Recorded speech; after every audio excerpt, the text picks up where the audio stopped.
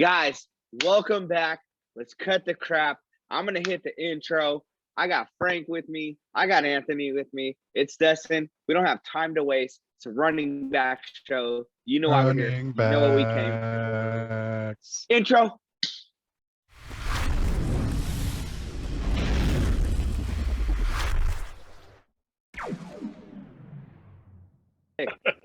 Hey, that intro's sick. You got to love it. We're here. Frank, Anthony, Get Right Network. Sleeves are rolled up. It's the running back show.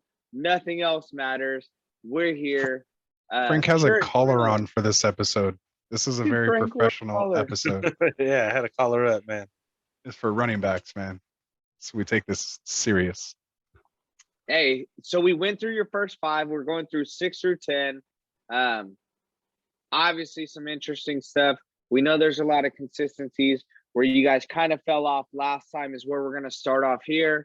I would just want to go through it. So, Ant, you went McCaffrey, Henry, Cook, Jones, Kamara. Frank, you went McCaffrey, Cook, Henry, Kamara, Jonathan Taylor. So, Frank, interesting. You do have at number 6, you do have Aaron Jones. So, he is up there. You guys are just a little bit off there. What makes you have him so low over, Jonathan Taylor? Well, that's it because of the Jonathan Taylor love that I have. I just think that he's going to be a phenomenal year this year. So that's why I dropped down Aaron Jones, just, a couple spots there. I still keep Kamara at number 4 from, the overall picks last year. Even I think he was ranked at number 4, and I think he'll stay there this year. But, Aaron Jones at, number 6, I think is a perfect spot for him to be taken. Good value for the money. I think, on the other hand, Anthony's, jumping the gun with Nick Chubb at number 6 here. I know that he had a pretty decent year, but. Yeah, well, for Chubb, I have him there, for obvious reasons. I think he's a bona fide, number 1 running back there in Cleveland in a run-first offense. They have a very good offensive line. Obvious reasons? Yeah, he 12 games that he played last year, he was hurt for those 4 games. Still had 190 carries, still broke that 1,000-yard mark, 5.6 yard average, and scored 12 touchdowns. Doesn't really get much work out of the passing game. That's where, Kareem Hunt kind of, comes in. That's really, all you can say bad about him is the injuries. Is just if that. You're not, yeah. If you're not talking about the injuries, I got Chubb in my top 5 easily. He's dominant running back. So I don't agree with either one of you guys. The reason I don't have him is because of the partner he has in crime there, Kareem Hunt. And, he's going to vulture touches in the run game as well, not just in the passing game, and as well as in the touchdowns. But you got Jonathan Taylor in your top 5. Yeah. He's out of 3 backs. You got Alvin Kamara, who lost Drew Brees. Drew Brees is making Michael Thomas and Alvin Kamara. But I'm predicting that Jonathan Taylor is going to be the true number 1 over there, unlike, Nick Chubb over here, who is going to have Kareem Hunt pecking at him. Look at the talent that they have over there. He's proven now. Jonathan Taylor's proven talent over there. They're going to start riding with him. They're not anything less would be idiotic. On the other hand, Kareem Hunt is a solid back that needs to be playing alongside, because he got 841 yards last year. Almost 1,000 yards as well. So, they are run heavy offense, but it's going to eat into the touches. Yeah, so he only had, 8 more carries than Chubb. He played in 4 more games, and yet he still had 200 less yards. He had half the amount of, touchdowns. Again, it just screams to you that, there's but that's a portion that Nick Chubb does not get. There's enough meat on me. There's enough meat on this bone so that they can both eat. The reason why Nick Chubb isn't a top 3 running back is because Kareem Hunt is there. If you combine Kareem Hunt, that's why I have him at number 9. Better respectable spot. If you combine Kareem Hunt and Nick Chubb, you have a top 3 running back. He's right there with 1,800 yards. He's pushing almost 300 carries, and I agree. He would be getting that look out of there. Which is why you drop him down. You're They're acting both crazy, dude. fantasy. You have him at number 9. You have him 2 Yeah. spots down. It's not you're like beating him into the ground like he's nobody. I have him 2 3 spots down. away. You're at 6. I'm at 9. There's 2 people in between him. You only think 2 other running backs are better than him, and you're like completely smashing him like he's nobody right now. Like, are you crazy? We're talking about the No, just elite that's top your 10 opinion. running backs, and you're just like, this guy's not getting nothing. Like, really? Like, we're still talking like there's nobody And they're in both- this episode. They're We both should be like, fantasy oh, relevant. you're crazy. Like, these guys are all good fucking guys. We're just trying to I know. I'm just determine talking shit though. where they are in this list. Like, you're driving me crazy with this right now. We're talking 2 spots away. We're talking like Hey, he 10 just went fantasy Frank point on you. projections. I just Difference. wanted to- And it's like, nah. Hey, I mean, hey, come you on, gotta man. love We it, take this guys. running back shit seriously over here at Get Right hey, Fantasy, that's man. why we're here. Come on. These guys don't agree often, Cut all but that out. somebody went second, third running back off the board last year. Saquon Barkley. It's for- the only one we agree on. We have him at number Saquon 7 Barkley, each, right? So we number can 7 move on. each. Yeah, we're agreed Can't on say that. anything Guy. about that. You know, he's coming back from injury. Obviously, he had 2,000-yard seasons prior to that, and this is where we expect him to be. You know, and yeah, moving on.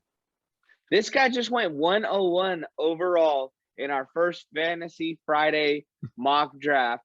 Where if you're Friday watching this night and you mocks. want to get in, you want to see it. It was New York Giants guys, something like that. We've tagged him. He's a subscriber. Hey, he's happy about that pick too. Can't wait to see what happens the next time. It'll help us plan a little bit more.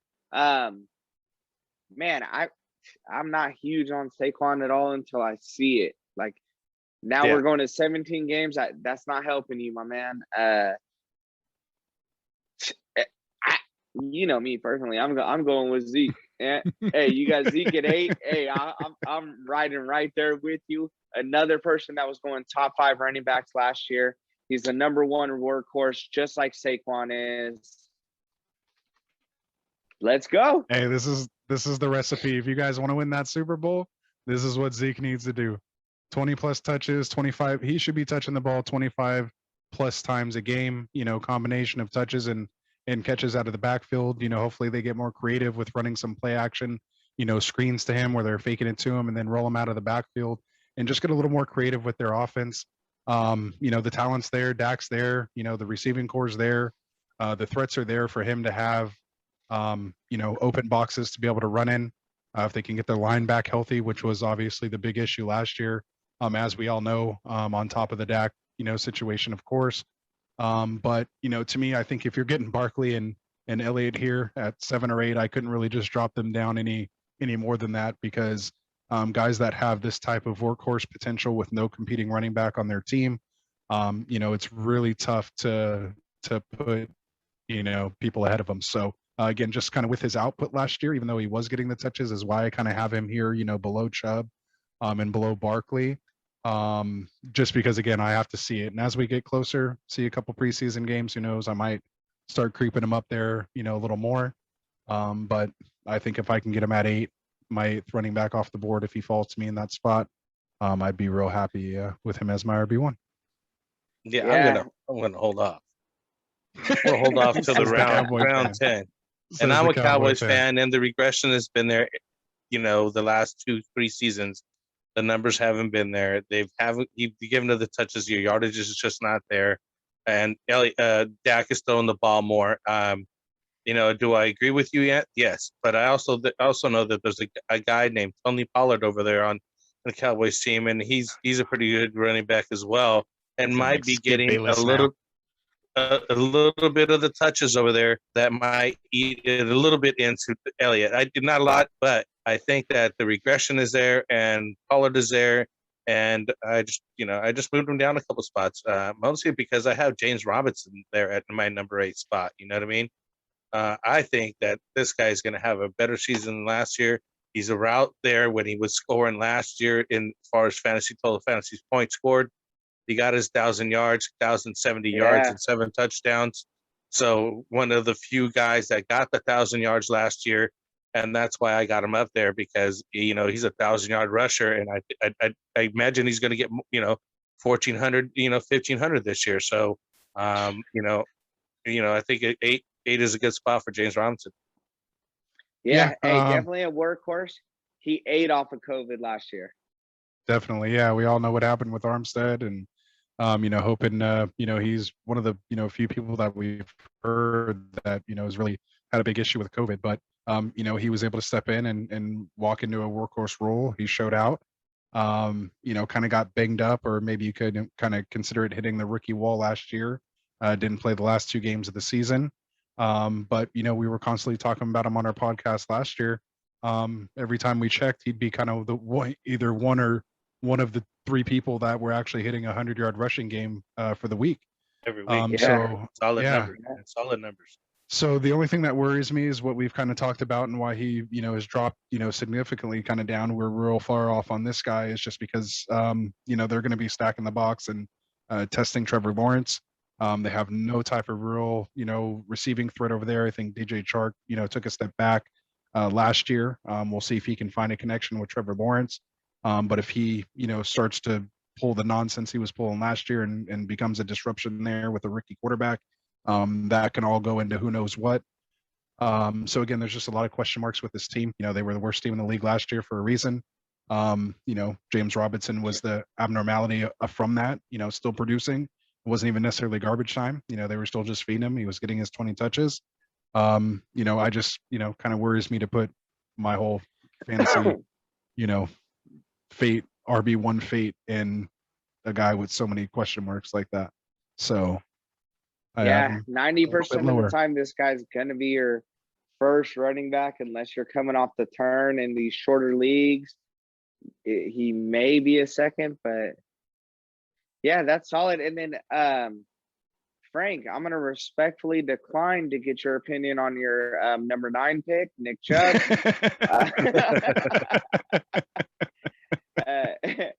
For reasons stated above.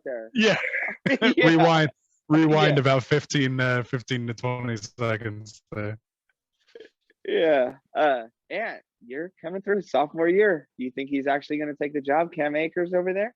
Yeah, I'd say probably, I guess besides Frank thinking I'm crazy with Nick Chubb at 6, probably one of my more, surprising picks here is Cam Akers at 9. I think, he can be kind of a version of Todd Gurley 2.0 and kind of recreate those 2017, 2018 years where, he was, top 1, top 2 production as far as fantasy touchdowns. We know McVay wants to score. We know he wants to feature his running back. If he can stay healthy and take all of what McVay will give him, to me, the excitement over that potential production, I'll take a chance at that, with number 8. Good offensive line. They got Stafford there. They're going to have to respect his arm.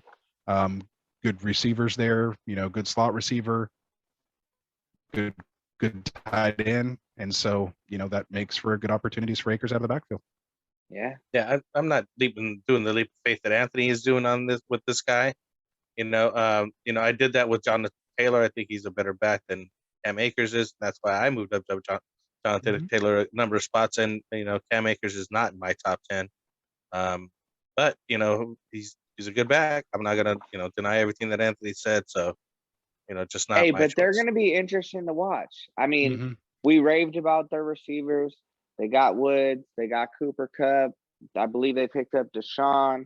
It's going to open them up. We haven't seen Stafford with a run game ever. Cam Akers has shown that he can do it. So, I mean, the upside potential is definitely there. Mentally, I'm moving Cam Akers up in my draft rather than I'll say with Anthony, like you put him before Jonathan Taylor. Like I can kind of see that. And I think Jonathan Taylor's going to be one of those guys that gets picked earlier than he should, I guess. I still think Jonathan Taylor's going to do good. But Frank, I mean, you disrespected our boy. Do you want to talk about him? Or there's no disrespect there. It's just facts and what's going on, till I see something come out of him and he actually does something a little bit different.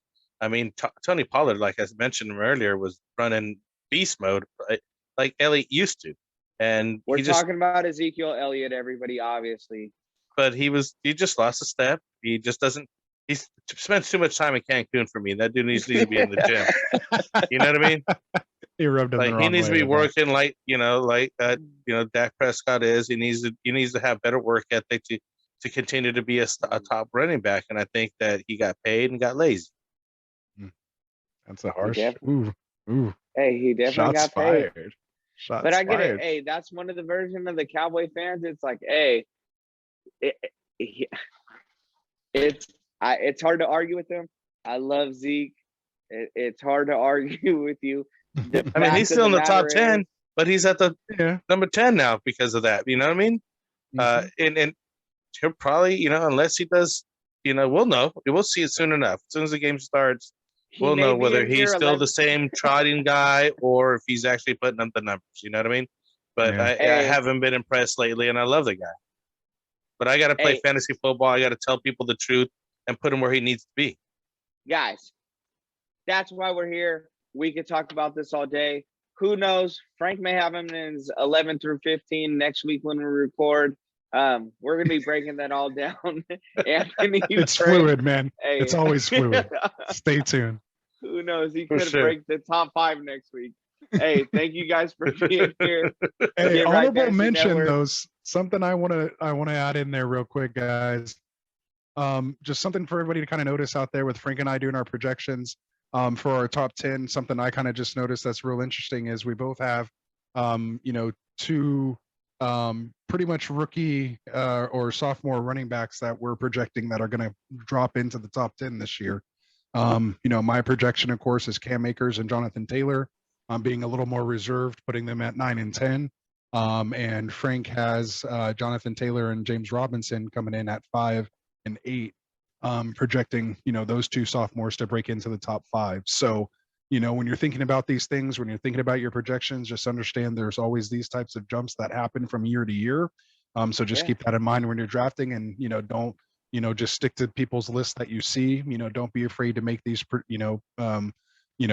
projections or sleepers or whatever you want to call them. Go get the guys you want, know who you want, and know the reasons. Honestly, why you that's want one of the reasons I did move them up is because they're both very young. They both still got that speed burst and everything else. They're not worn down by the league and taking too many hits already. So, it's their time to move up in there, crack in there, and it's time to shine. Yep. Cool. Guys, let's break it down. Hey, we're going to get Running to back. it. 11 through 15 is coming. We love this subject. We showed the difference of what the top 5 picks were last year. We still haven't talked about players. We haven't talked about the CEHs and other guys that were in that top ranking last time. All right, we're out.